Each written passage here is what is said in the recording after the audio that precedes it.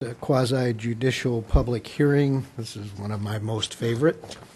In order to spell out how this actually works, because it works a little differently than a general plan or a general public hearing, I have a script which I will read, which will kind of lay out how this works.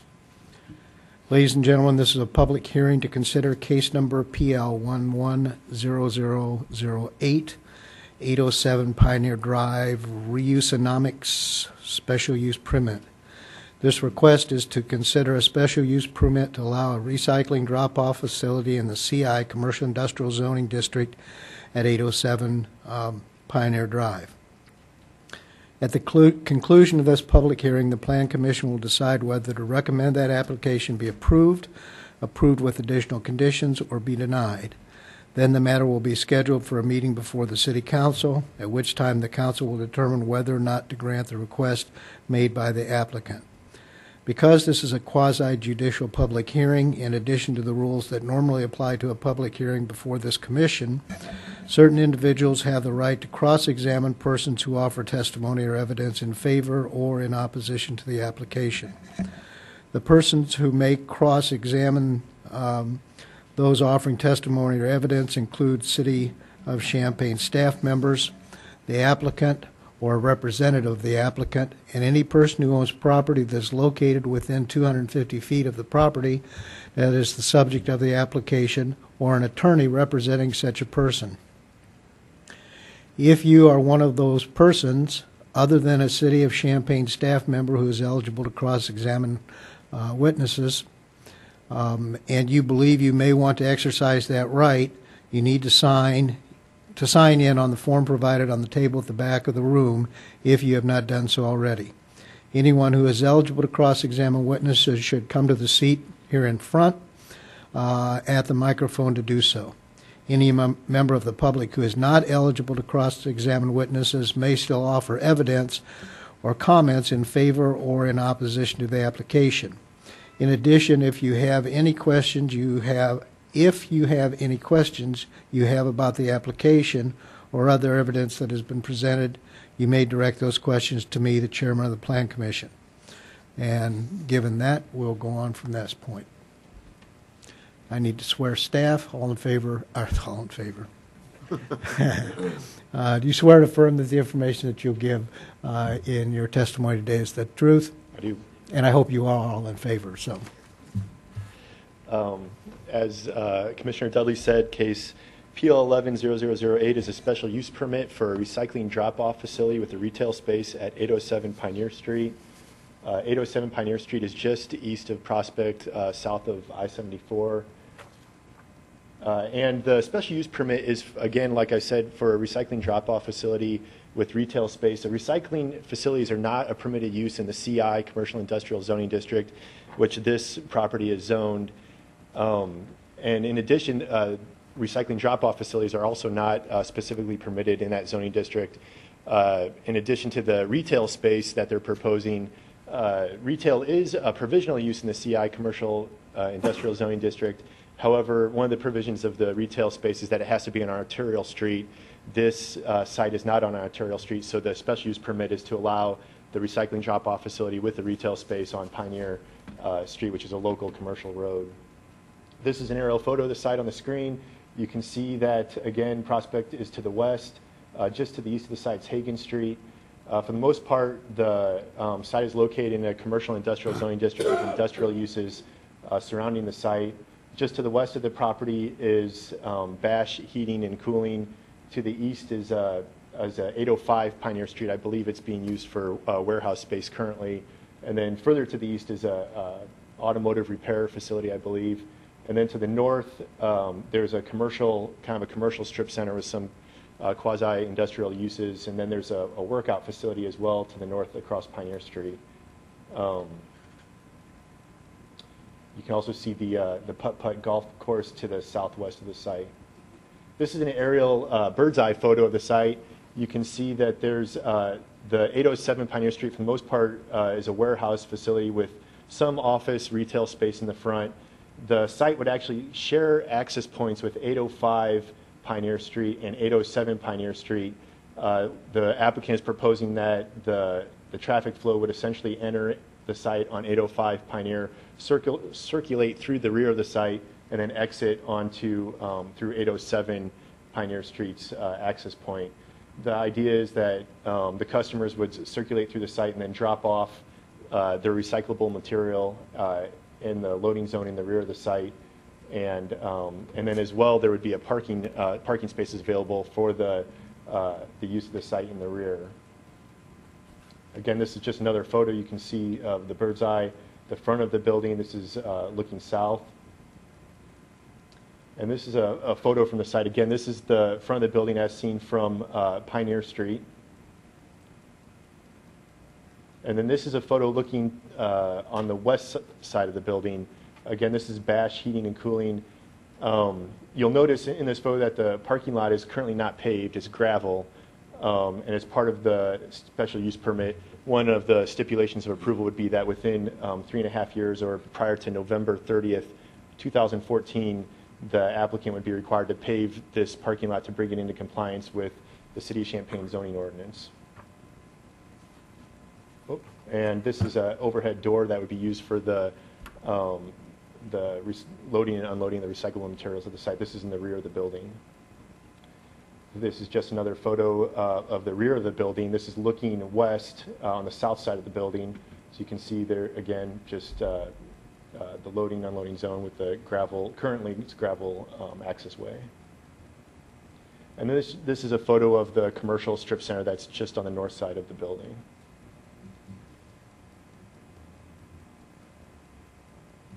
This is the zoning of the site. You can see that for the most part it's located in the middle of a commercial industrial zoning district with commercial industrial to the north, west, south, and east. Along Prospect it is zoned commercial general, and then further to the east is some residential land uses. Again, this is the I guess traffic circulation plan for the site. The automobiles would enter on the 805 Pioneer Street and then again exit on 807 Pioneer Street and circulate around the building. As I mentioned, there's 3 conditions of approval. There's the parking lot would be required to be paved prior to November 31st, 2014. Prior to that, the parking lot would be required to be maintained in good condition so that if there's any potholes or any big ruts, they would be required to kind of resurface that and re-smooth it out throughout the year as those things occur. And then the last stipulation of approval would be that if the building is ever sold, if that 807 Pioneer Street is ever sold, that access easements would be provided on 805 and 809 Pioneer Street for access in and out of the site. Currently, all 3 of those buildings are under one ownership, and the applicant is proposing to lease the middle building for the special use permit. There's some, I guess, conditions of flexibility that would be approved with the special use permit. One of them being that the gravel would remain for 3.5 years until such time that the parking lot was paved. Also, the special use permit actually requires 8 parking spaces. However, there's only 6 parking spaces at the site, and the applicant is requesting to reduce the required parking from 8 down to 6. Staff is supporting this reduction in parking because, for the most part, the nature of the use would be dropping off the recyclable materials. So the customers would only stay a short period of time, which would actually reduce the parking demand so that people wouldn't actually, a majority of the people wouldn't be parking and staying there for a long period of time. Most of them would probably be just unloading or loading recyclable materials. So staff is supporting that flexibility as well. And then the zoning ordinance actually requires, as part of a parking lot paving project, that there's a parking lot landscaping requirement as well. And the applicant has requested that the landscaping be moved from the rear of the building to the front of the building. There's some utility lines that run overhead in the rear of the building, and there's also utility easements on the rear that make landscaping in the back impractical. And moving the landscaping to the front of the building is more practical, and also more people will be able to see it from Pioneer Street and kind of beautify that portion of the street. So if there's any questions.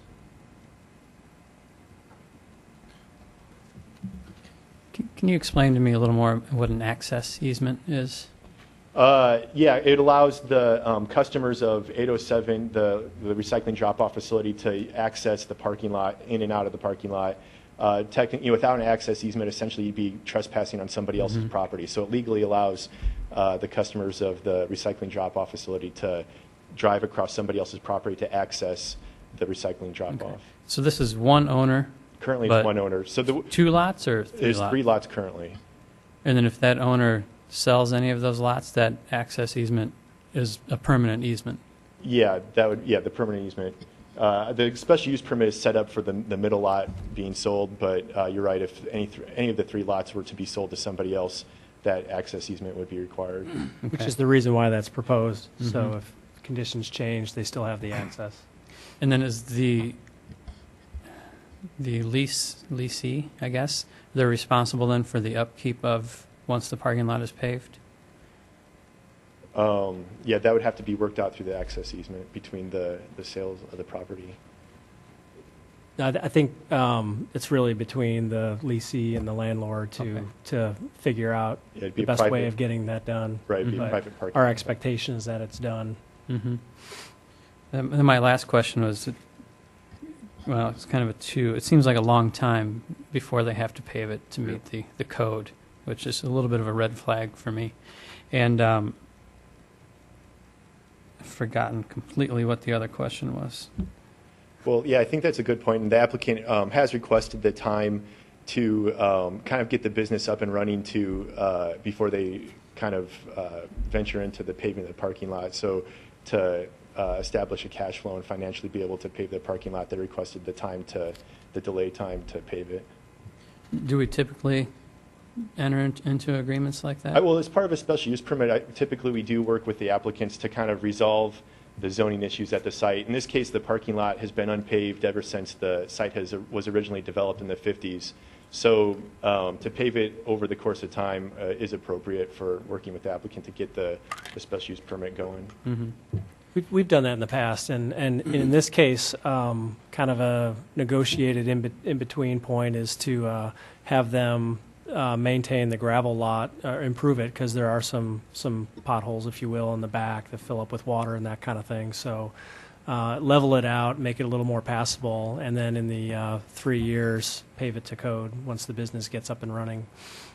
And if it's not paved in that time, do we have a penalty of any kind? Yeah, they would be in violation of the special use permit. So the city would have the ability to enforce through ticketing them. Okay, thank you. It'd be a zoning violation, essentially. What kind of traffic are you expecting when it's up and running? Might be a question for the Yeah, it would depend upon the popularity of the use. If it's really successful, there could potentially be a lot of customer traffic. The applicant has stated, and again, they could elaborate more on it than I can, but they have stated that there will be some truck traffic associated with picking up the recyclable materials.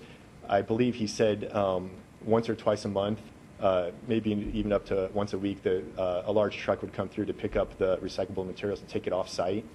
But again, they could probably elaborate more than I can. Most of the people using this would be residential, or would other commercial and industrial people be using this? That'd be a good question for the applicant. Again, as part of the special use permit, I wouldn't anticipate any truck traffic that would not be out of characteristic with the other industrial uses in the area. So the type of traffic being generated would be appropriate for that zoning district. It might be easier if it's residential. They probably come on Saturdays and right, which would not conflict during with the work week. Yeah. Right. Okay, I'll ask when we get him up. And then I have a question, please. In addition to imposing the condition of paving, there's a question of what happens if some future owner isn't aware of that requirement. Let's say that the property is sold a year and a half from now.